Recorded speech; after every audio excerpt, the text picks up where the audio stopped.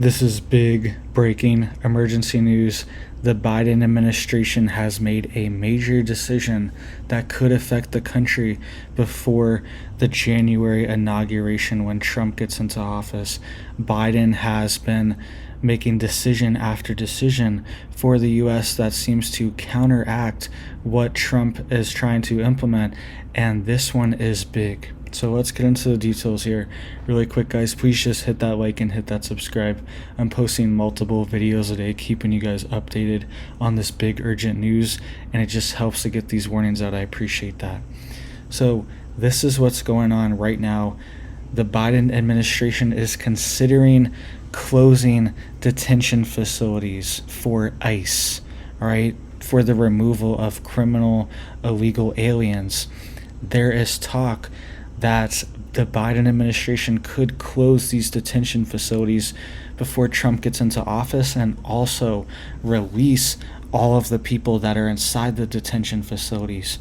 They're also expediting the apps that they're allowed to use to come to the US. Okay, there's a CBP One app and Customs and Border Patrol One app. This is the app that allows you to claim asylum and to fly directly into the country, into a port of entry of your choosing from almost any country on earth, any continent on earth.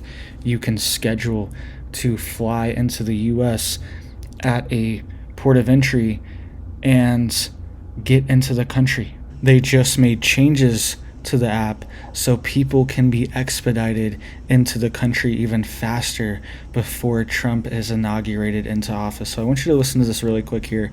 This is a segment from Fox News, and then we will talk more about his plans to potentially close these detention facilities and release the people in them as well too. But listen to this really quick. The Biden administration is quietly loosening immigration policies before Trump takes office. This according to the New York Post. It reports the administration is testing a new app that will allow illegal migrants to bypass in-person check-ins at their local ICE office. Jeff Paul is live with more. It sounds like they're just giving Donald Trump one more thing to undo.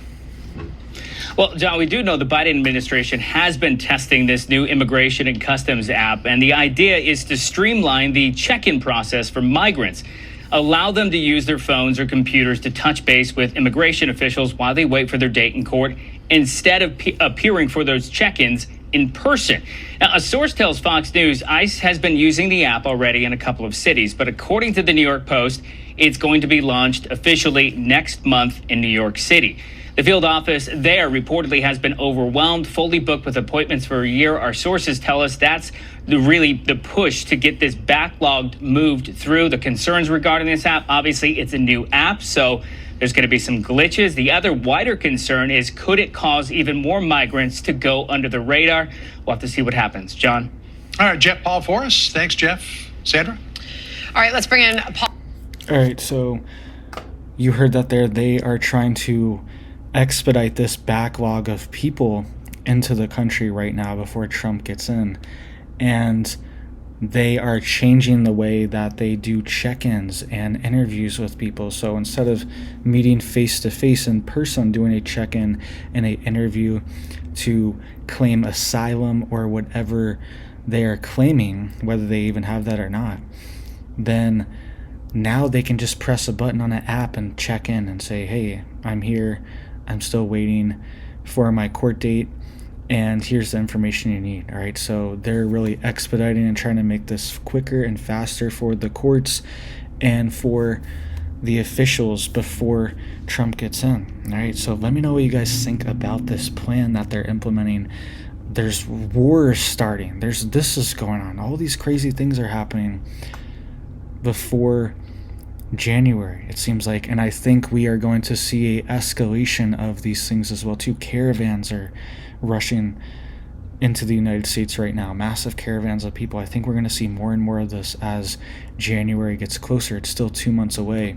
And there's also plans here.